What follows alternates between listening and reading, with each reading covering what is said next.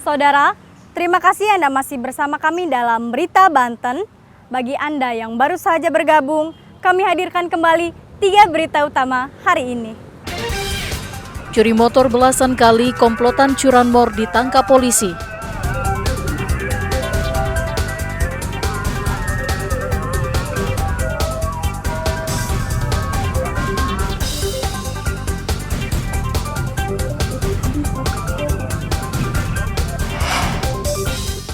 Kejati Banten didesak tetapkan tersangka kasus Situ Rancagede.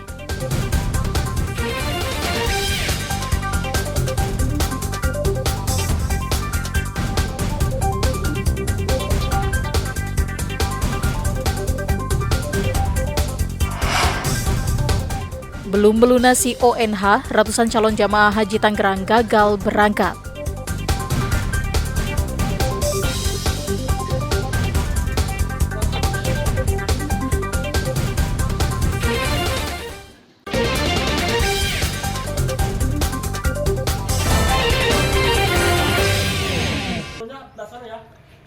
Secara serentak, Komisi Pemilihan Umum menggelar tes tertulis berbasis komputer bagi para calon panitia pemilihan kecamatan di seluruh Indonesia guna mendukung kinerja Pilkada Serentak 2024. Maka KPU RI melakukan rekrutmen terhadap pemilu 2024 sudah mulai dilaksanakan. Di Kabupaten Lebak, sebanyak 715 orang mengikuti seleksi tes tertulis berbasis komputer. Banyaknya peserta seleksi tes dilaksanakan selama 2 hari dan dibagi ke dalam 5 sesi per harinya. Untuk menjaring 15 peserta yang kemudian dilanjutkan dengan tes wawancara. Dan 10 peserta tersebut akan dipilih 5 orang anggota panitia pemilihan kecamatan. Neti Kurniawati, salah satu peserta, mengaku baru pertama kali mengikuti tes PPK. Dan dirinya optimis akan terpilih karena ada keterwakilan 30% untuk perempuan. Baru pertama kali ikut PPK. Langsung PPK. Awalnya pernah ikut PPS. Oh, PPS pernah juga. Pernah 3 kali ikut PPS. Ada kesulitan nggak sih Teh? Untuk kesulitan menurut saya dari soalnya itu standar saja karena gimana ya? Ya standar saja sih menurut saya karena ya mungkin belum pernah pengalaman juga dan baru pertama kali. Bisa juga. Yang ngurus administrasi itu 715 orang yang hari ini melaksanakan tes sendiri itu dibagi 5 sesi, maksimal itu kan 77 dan kita bagi 5 sesi per hari dan insya Allah ini bisa selesai di 2 hari. Komisioner KPU Kabupaten Lebak berharap dari hasil berbagai seleksi yang sedang dilakukan saat ini dapat menjaring PPK yang berkualitas dan berintegritas sehingga Pilkada Serentak dapat berjalan sesuai dengan perundang-undangan. Ariel Maranus dan Saipul melaporkan dari Kabupaten Lebak. Diduga terpengaruh oleh tontonan video porno, seorang ayah berinisial MS berusia 44 tahun asal Waringin Kurung tega mencabuli anak kandungnya sendiri.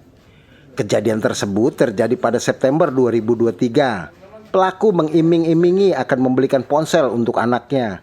Pelaku sendiri merupakan seorang duda, sehingga gelap mata dan tidak bisa melawan hawa nafsunya. Hingga akhirnya pelaku melakukan aksi bejatnya di dalam sebuah kamar mandi di rumahnya. Korban hingga menderita trauma berat akibat perbuatan pelaku.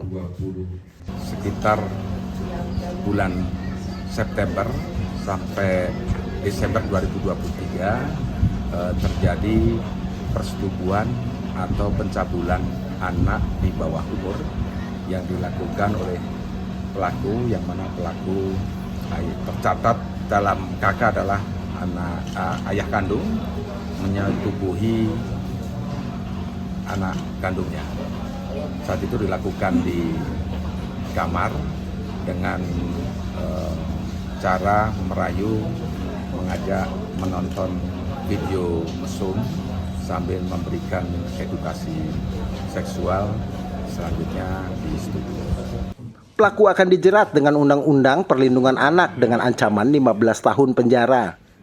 Ariel Maranus dan Fajri Munawir melaporkan dari Kota Serang. Dari ke-11 orang yang mendaftar ke DPD Partai Nasdem Pandeglang, baru 7 orang yang telah mengembalikan berkas formulir pendaftaran.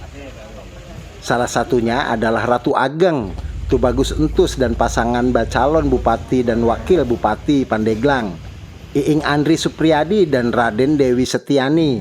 Keduanya menyerahkan berkas pendaftaran ke kantor DPD Partai Nasdem Pandeglang. Ketua Tim Penjaringan DPD Partai Nasdem Pandeglang, Fajar Setiawan, mengatakan tahap selanjutnya akan dilakukan rapat internal untuk menentukan siapa saja yang akan diajukan ke tingkat DPW dan DPP, yang nantinya akan diambil satu nama untuk diusung dalam pilkada serentak pada tahun 2024. Pengembalian formulir tentu kita akan ada rapat pleno juga di DPD. Yang lebih utama adalah memverifikasi kelengkapan berkas baik calon bupati maupun wakil. Dan setelah kita verifikasi berkas di internal, kemudian kita lakukan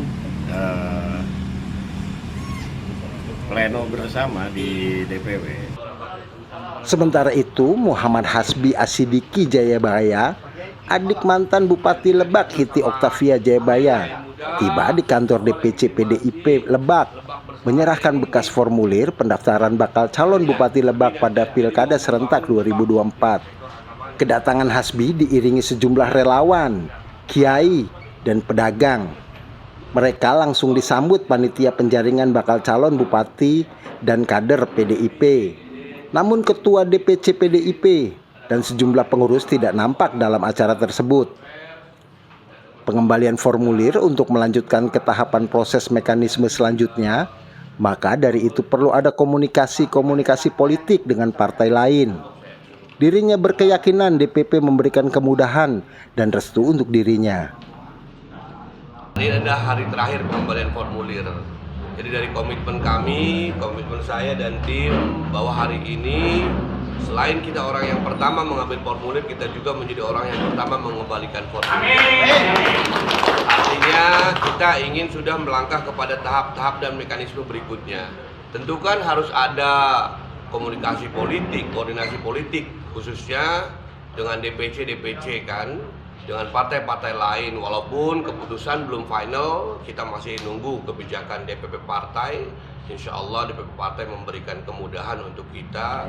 Tapi saya pribadi pesan untuk kawan-kawan semua warga Lebak khususnya, saya harap ini tidak menjadi calon tunggal ini Bupati Lebak ini.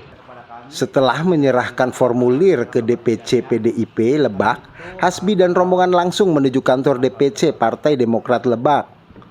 Andri Sopian dan Saipul melaporkan dari Kabupaten Pandeglang dan Lebak. Informasi tadi mengakhiri jumpa kita dalam Berita Banten. Atas nama rekan redaksi yang bertugas, saya, Miselia Kartika, mengucapkan terima kasih atas kebersamaan Anda. Selamat beraktivitas dan sampai jumpa.